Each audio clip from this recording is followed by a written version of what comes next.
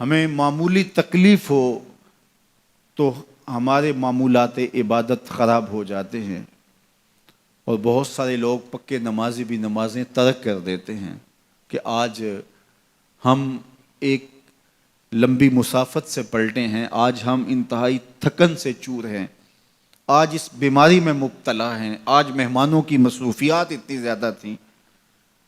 تو یہ وہ چیزیں ہیں، آج عید کے دن ہیں اور کاروباری مشکلات اتنی ہیں، کاروباری جو ہے وہ رش اتنا ہے کہ بس نماز کی فرصت نہیں مل پا رہی۔ ہمارے تو معمولی معمولی ماجرے ہیں، اللہ سے ہمارا ربط کمزور ہو جاتا ہے جب لوگ تھوڑا سا ہماری جانب جھکیں، یہ تھوڑا سا بدن تھک جائے، آپ کا کوئی عزیز انتقال کر جائے کسی گوٹھ میں، کسی دیہات میں، تو آپ اس کے جنازے پہ چلے جائیں۔ انتظام و انصرام ایسے مواقع پہ اتنے نہیں ہوتے، تو 2 گھنٹے گرمی میں بیٹھنا پڑ گیا، پھر اس کے بعد آپ جنازے میں گئے۔ بہت سارے لوگ جنازے سے واپس آ جاتے ہیں، آگے ہمت نہیں ہوتی، چلو ہمت کر کے قبرستان میں چلے گئے، تدفین میں شامل ہوئے۔ تدفین کرنے کے بعد جب واپس پلٹے تو سارے تھکے ہوئے ہوتے ہیں، اور پھر وہاں سے واپس گھر آئے تو آج کہتے ہیں بس آج برا حال ہے میرا۔ کیا ہوا؟ آج ایک جنازے میں شرکت کی ہے۔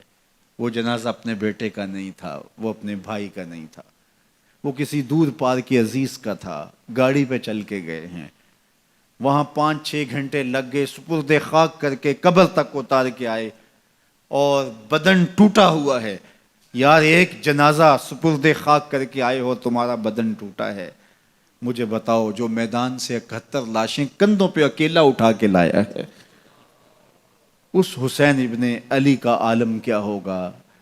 ایک تو یہ تھکن، بدن چور چور ہے اس تھکن سے، اور پھر لشکر اشقیاء کے سامنے جس پامردی سے لڑے، اور پھر آپ کے بدن کو تیروں سے، تلواروں سے اور نیزوں سے زخمی کیا گیا، بہت سارے نیزے بدن میں ٹوٹ گئے تھے، جس میں تیر پیوست تھے۔ اس حالت میں گھوڑے کی زین سے فرش زمین پر آتے ہیں۔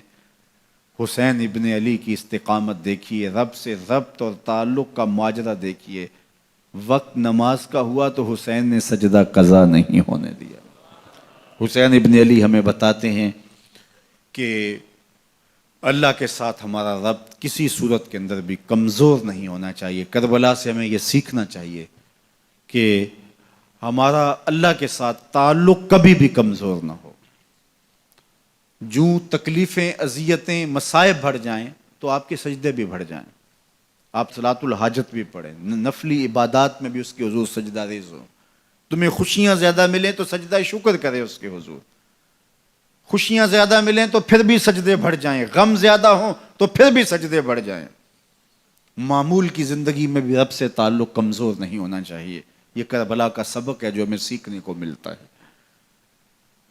عاشورے کی شب عبادات میں گزرتی ہے، اور آپ تاریخ میں پڑھیں کہ ان کے خیموں کے قریب جانے والے کو ایسے آواز آتی تھی جس طرح شہد کی مکھیوں کی بن بناہٹ کی آواز ہوتی ہے، یوں تسبیح و تحلیل میں لگے ہیں اور رات اللہ کی یاد میں بسر کرتے ہیں۔ یہ کربلا کا سبق ہے۔